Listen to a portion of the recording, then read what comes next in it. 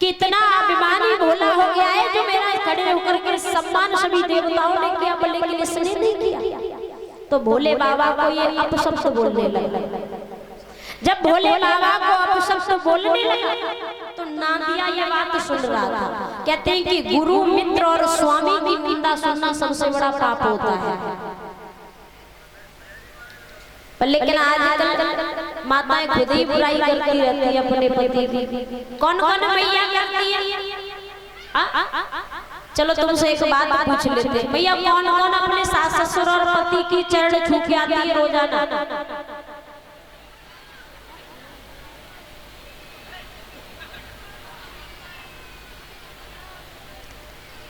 कोई नहीं।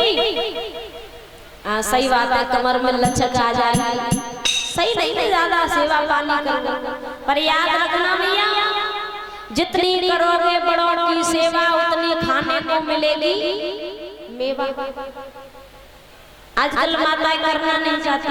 अभी हमने बताया था कि रघुपति राघव राजा राम और पति के पावन सीता। अब मंदिर में तो रोज अगरबत्ती घुमाती होगी, मंदिर में तो रोज आरती हो रही है, पर लेकिन जो घर पे जो भगवान है उनके आगे नहीं। आजकल की माताएं एक जवाब नहीं सुन सकती, तुरंत जवाब देती है भैया। अगर सास ने कही तू तो ये कही तो। आजकल ऐसी मैया है।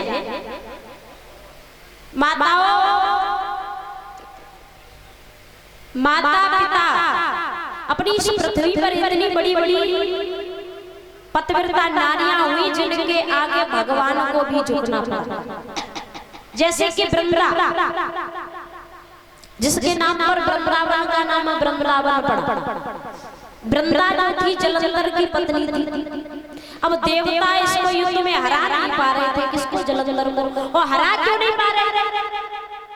क्योंकि जलंधर की पत्नी वृंदा पतिव्रता नारी थी, इसलिए नहीं हरा पा रहे थे।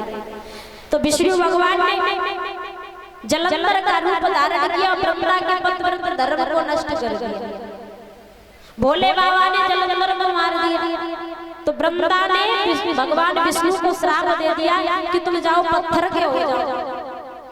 तो भगवान पत्थर के हो गए। आपने देखा होगा तुलसी के नीचे सालग्राम जी की पूजा होती है, और प्रत्येक कार्तिक पूर्णिमा के दिन शादी होती है तुलसी मैया की विष्णु भगवान के साथ। तो इस पृथ्वी पर इतनी बड़ी बड़ी पतिव्रता नारियां हुई जिनके आगे भगवान को भी झुकना पड़ा। तो इसलिए बताओ, अच्छा कल से वो पैर छू के आके ये पैसा सरस्वती के हाथ ऊपर करेंगे। अच्छा एक बात बताओ, कितने भैया भगवान के पैर छूते? जे नहीं सेवा करी तुम ही सेवा कर लो। कहते ना कि गौ माता और बहु माता। आजकल भैया क्या कहती है कि हमें चाय हुआ हमारे पति महाराज बिस्तर पे ही दे दे। और कितने भैया अपने माता पिता के चरण छूते हैं रोजाना? कोई नहीं। ये हमारे समाज का सुधार हो रहा है। भगवान राम सबसे पहले अपने पिता और गुरु के चरण स्पर्श करके घर से बाहर निकलते। भगवान राम अपने माता पिता और गुरु के चरण छू करके घर से बाहर निकलते थे आशीर्वाद लेकर। और जिनके ऊपर माता पिता का आशीर्वाद होता है ना, उन्हें संसार में कोई हरा नहीं पाता। इस संसार में लाने वाले ही तुम्हें माता पिता हैं। अगर तुम अपने माता पिता की सेवा नहीं करोगे तो तुम्हारे बच्चे भी तुम्हारी सेवा नहीं करेंगे। बोले बाकी बिहारी लाल की। तो परीक्षित महाराज जी नादिया ने राजा दक्ष को श्राप दिया कि तू मेरे भोले बाबा को अपशब्द बोल रहा है। तो महाराज उसी समय नादिया कहने लगा कि कि जो जिस मुख से तूने मेरे भोले बाबा की निंदा की है, यही मुख यही सी कट करके भस्म हो जाएगा। तुझे बोलने का बहुत शौक है तो बकरे का सींग लगाया जाएगा। अब राजा दक्ष ने यज्ञ रचाया। अब बात आती है यज्ञ, तो परीक्षित महाराज यज्ञ कितने प्रकार के होते हैं? यज्ञ कितने प्रकार के होते हैं? आपके यहाँ यज्ञ होते हैं, आपको पता हो? किस किस को पता है कि यज्ञ कितने प्रकार के होते हैं? यज्ञ होते रहते हैं ना, तो पता होना चाहिए कि यज्ञ कितने प्रकार के होते हैं। यज्ञ 5 प्रकार के होते हैं। कौन कौन से होते हैं? देव यज्ञ, ब्रह्म यज्ञ, अभी कौन सा यज्ञ चल रहा है? वैष्णवी यज्ञ। जो नवरात्रि में यज्ञ होता है उसे कहते हैं वैष्णवी यज्ञ। वैष्णवी यज्ञ, पुत्रेष्ठ यज्ञ और अश्वमेध यज्ञ, 5 प्रकार के यज्ञ होते हैं।